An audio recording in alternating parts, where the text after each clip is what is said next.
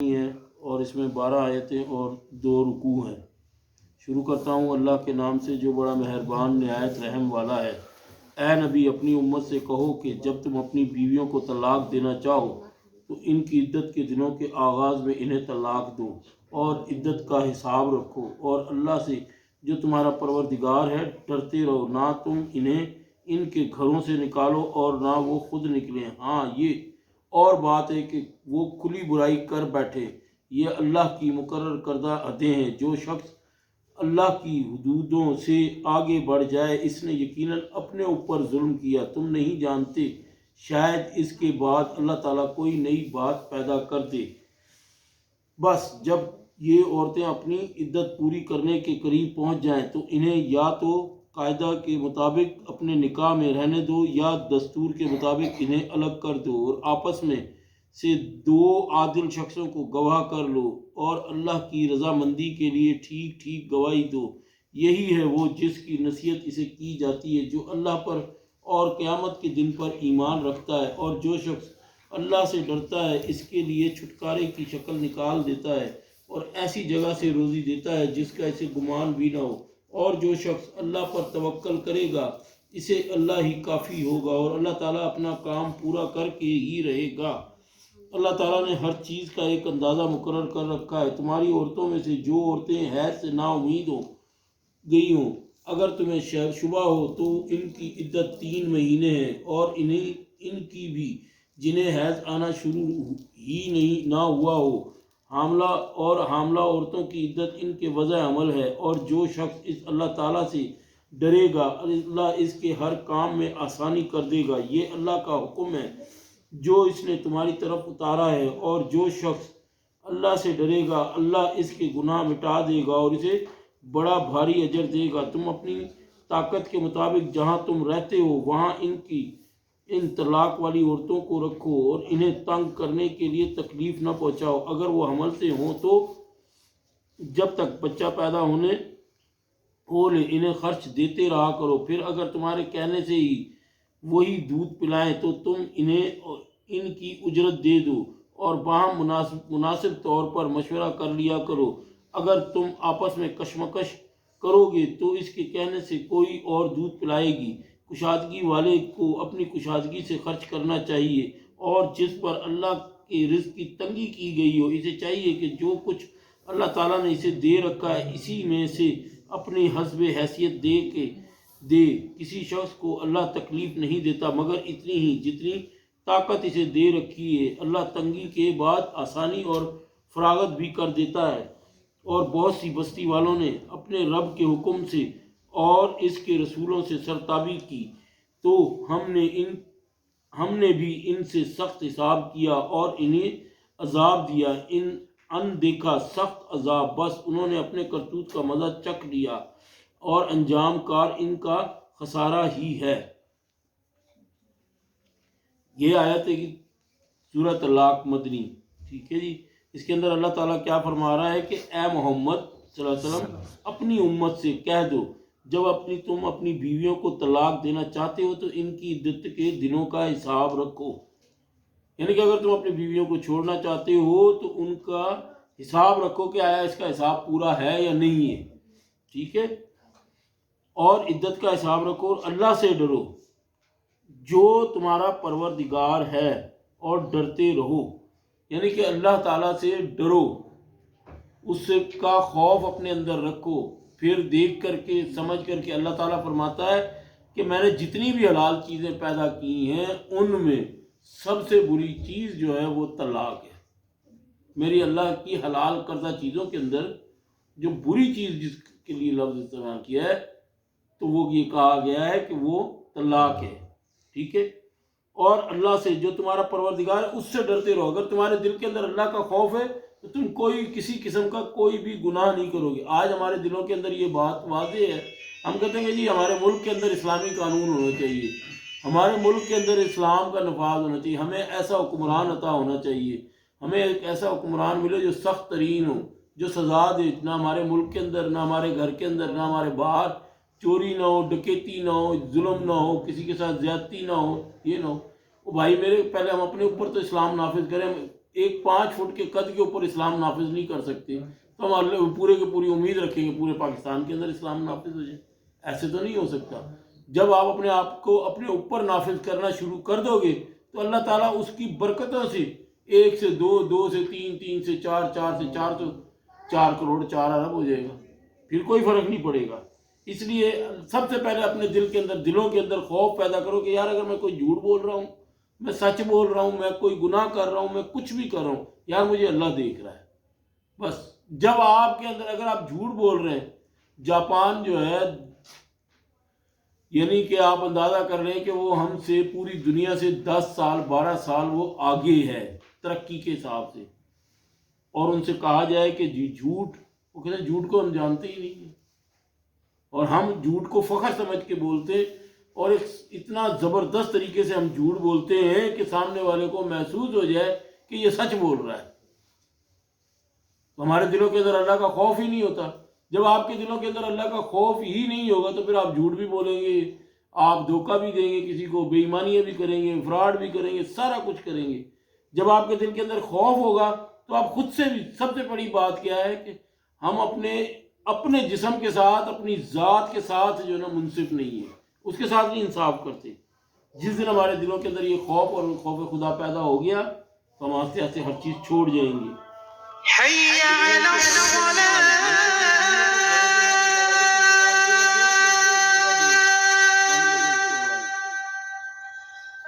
کھلی کہ وہ کھلی برائی نہ کر بیٹھے، اس کا خیال رکھو۔ یہ اللہ کی مقرر کردہ حدیں ہیں، جو شخص اللہ کی حدوں سے آگے بڑھ جائے اس نے یقیناً اپنے اوپر ظلم کیا۔ تم نہیں جانتے شاید اس کے بعد اللہ تعالیٰ کوئی نئی بات پیدا کر دے۔ یعنی کہ اگر تم نے طلاق دے بیٹھے ہو اور اس کو اپنے گھر کے اندر جگہ دو، اس کا خرچہ برداشت کرو، اس کا سارا کچھ حقوق برداشت کرو، ہر چیز کی، ٹھیک ہے، اللہ تعالیٰ ہی ہے کہ اس کے اندر سے تمہاری اس بات کے اندر سے اس کے دل کے اندر یا تمہارے دل کے اندر کوئی ایسا رحم پیدا کر دے کہ تم پھر اس کو رجوع کر لو، سمجھیں؟ عدت کے دنوں کے لیے نبی کریم صلی اللہ علیہ وسلم سے خطاب کے، اب یہ نیچے اس کی تشریح آ رہی ہے، تشریح کے اندر آپ صلی اللہ علیہ وسلم کے خطاب کے آپ شرف و مطلب کی وجہ سے، ورنہ حکم تو امت کو دیا جا رہا ہے یا آپ ہی کو بطور خاص خطاب کیا ہے، اور جمع کا صیغہ طور پر استعمال کیا ہے۔ اس میں طلاق دینے کا طریقہ اور وقت بتلایا گیا ہے، کس طریقے سے طلاق دینی ہے، یعنی کہ جب عورت حیض سے پاک ہو جائے تو پھر، ٹھیک ہے، آگے آتی ہے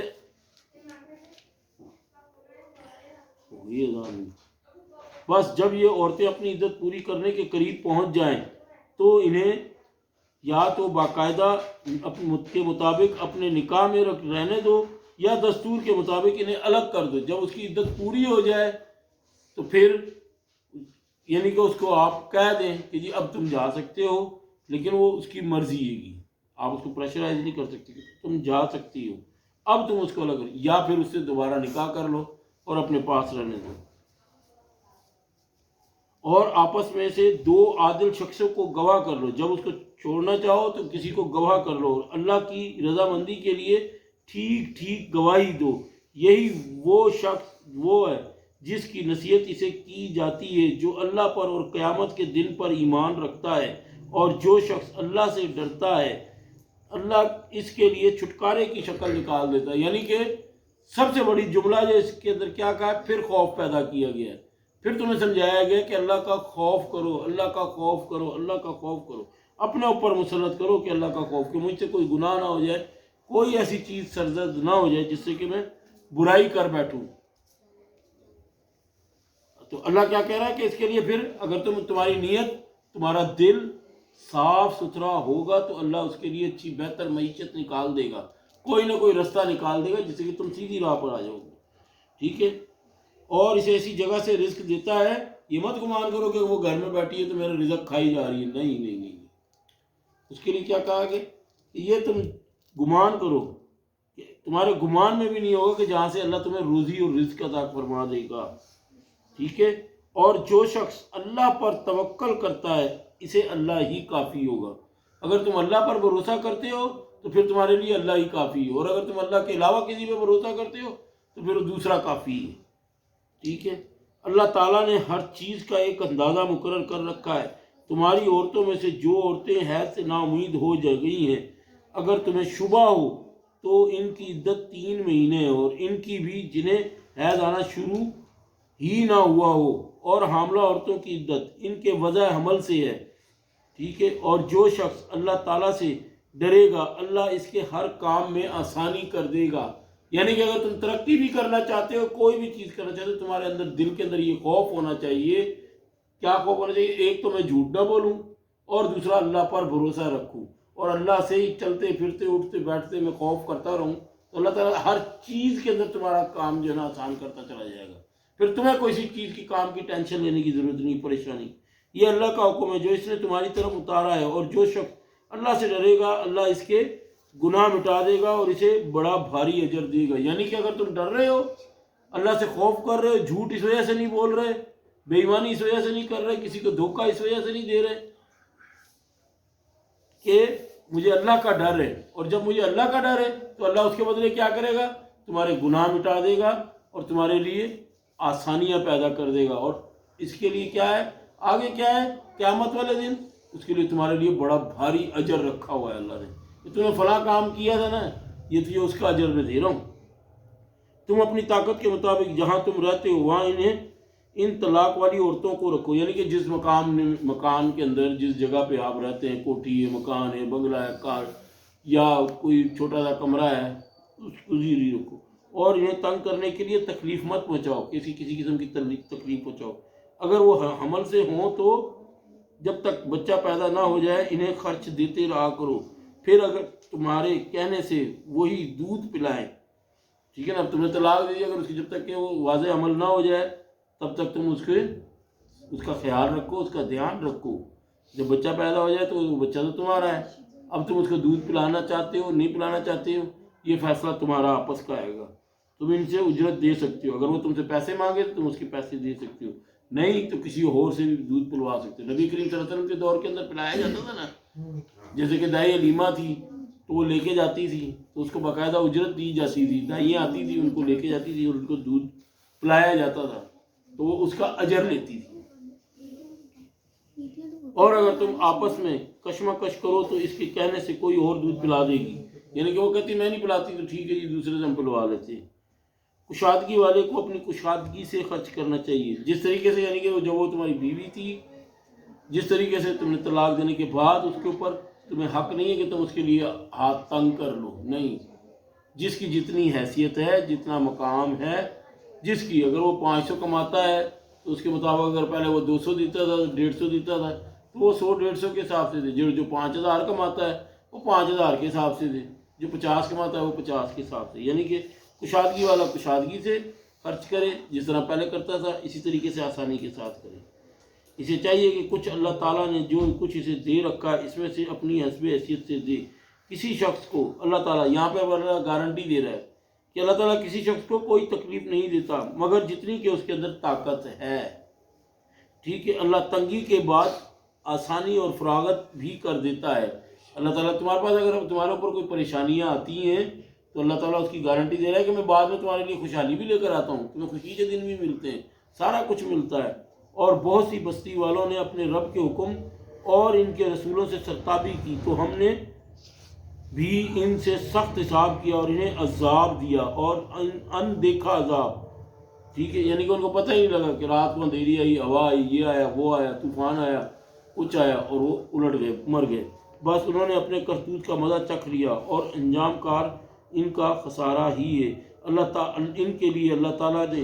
سخت عذاب تیار کر رکھا ہے، بس اللہ سے ڈرتے رہو اے عقل مند ایمان والو، یقیناً اللہ نے تمہارے لیے نصیحت اتاری ہے، یعنی رسول جو تمہیں اللہ کے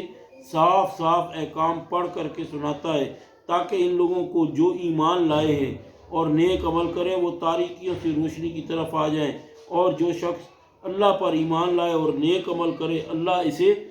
ایسی جنتوں میں داخل کرے گا جس کے نیچے نہریں بہہ رہی ہیں، جس میں یہ ہمیشہ ہمیشہ رہیں گے، بے شک اللہ نے اسے بہترین روزی دے رکھی ہے۔ بس اللہ وہ ہے جس نے 7 آسمان بنائے اور اس کے مثل 7 زمینیں بھی، اس کا حکم ان کے درمیان اترتا ہے تاکہ تم جان لو اللہ ہر چیز پر قادر ہے۔ اللہ تعالیٰ نے ہر چیز کو بے اعتبار علم سے گھیر رکھا ہے۔ صدق اللہ العظیم۔